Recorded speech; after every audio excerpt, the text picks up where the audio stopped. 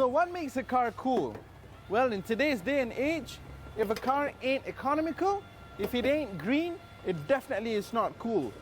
So why would people want to buy a car that is economical when you can have power and all that? Well, it's because in today's day and age, again, being economical is a must, which is precisely why this car, Mitsubishi, came up with this baby over here, which is the Mitsubishi Mirage. 21 kilometers to the liter. This car is supposed to be very, very cool. So today, we are going to find out. The tagline is small is more. It is meant to redefine the compact car category with top-class design and aerodynamics, plus unparalleled fuel economy. The top variant we are driving here comes laden with features such as smart key system, push start, a color-changing, iPod-reading double-din Kenwood head unit, ABS, EBD, and dual SRS airbags. But before we start to wax lyricals, let's put it to a test. So this car is priced at about 55,000 ringgit base price, and it builds itself from up there. 55 is the manual, and it goes up to about 63 for the CVT.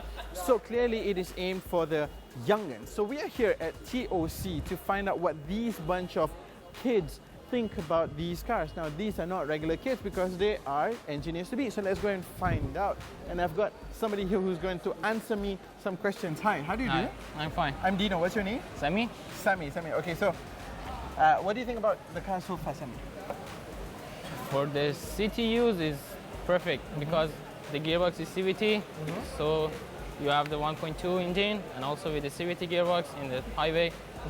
So you have low RPM, so less fuel consumption.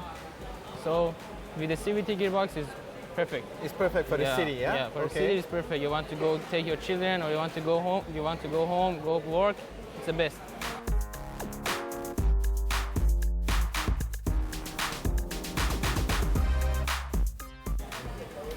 Okay, we've got more questions for these guys. Hiya. Hi. Hi, what's your name? Vikash. Vikash. Yeah. Hi, Dino here. Okay. Okay, you're sitting in there. What do you think about the cabin then? The front has good space, but the back I think it's a little bit. The back is a little seat, bit yeah. tight, yeah? Yeah. You guys agree? Yeah. Agree, yes. The Nod. headroom. Oh, the headroom at the back, yeah? Yeah. Okay. What about the appointment of the instrument cluster and also the central panel? Oh, it's quite good. Okay. It's quite, What do you like about it? the way the format is of it, the console in the middle, and you can see the speed straight away, straight through. I see. This one is a better interior, it's just that space is constrained, yeah? Yeah. Okay. Alright. Thanks, guys.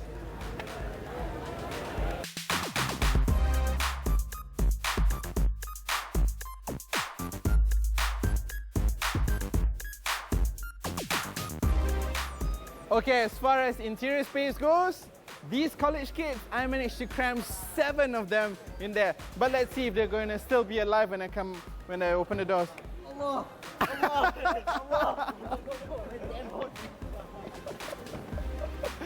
Well, that's it, 7. Thank you so much. All right, guys, thanks a lot. Thanks.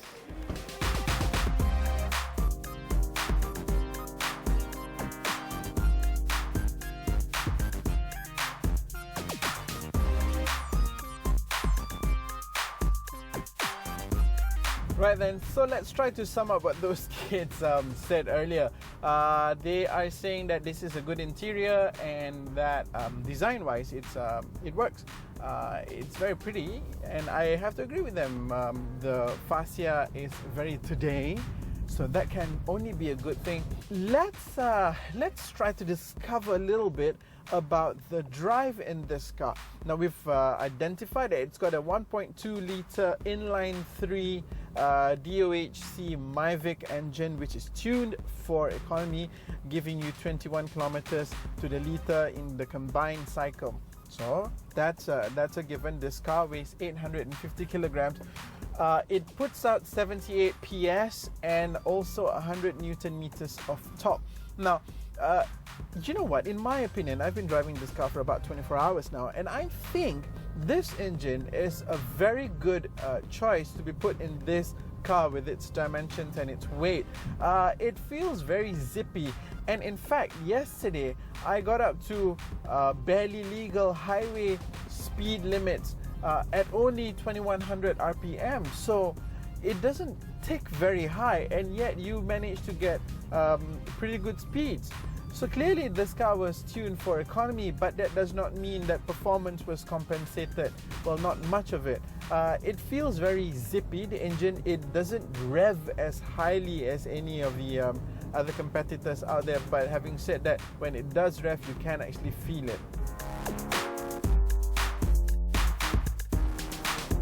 Now, I would not say that this car is the final word in handling. Quite far from it. This spring setup is really soft. Okay, this is what's going to happen. Look, I have to hold my camera just so that it doesn't go anywhere. Look, yeah? I mean, like, seriously, this car wafts like it's a Rolls Royce. If I were to get this car, apart from the sound insulation that I mentioned earlier, now the other thing that I would probably do is to get stiffer springs.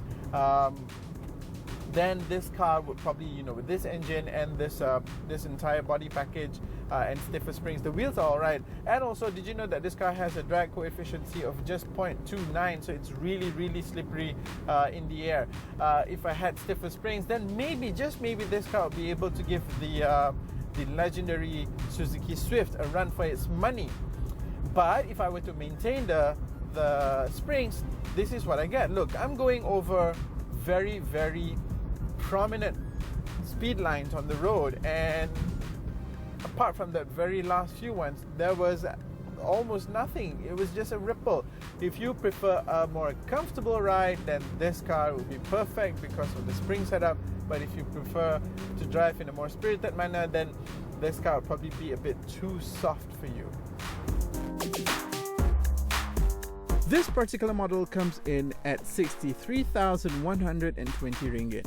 Now, if you think it looks extra plush, it's because we've got the leather seats and chrome package optioned in.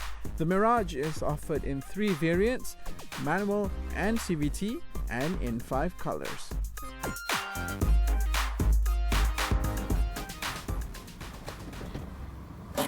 You know, with the Mitsubishi Mirage, the Malaysian public is presented yet again with a value proposition that you can't really fault. What are you getting over here is a car that is small and nippy and zippy, and yet at the same time frugal, and yet still oozes that right amount of style and also practicality. At the price tag of about 55,000 ringgit base price, you can't really go wrong, because at the end of the day, this is a power pack Japanese brand being presented at the price range comfortable amongst buyers of Malaysian car makes. So, we like it. Well, that's it for this week, guys. Next week, it's all about gorgeous machines. Dino tests the Range Rover Evoque and the Alfa Romeo Giulietta. See you next week. Bye.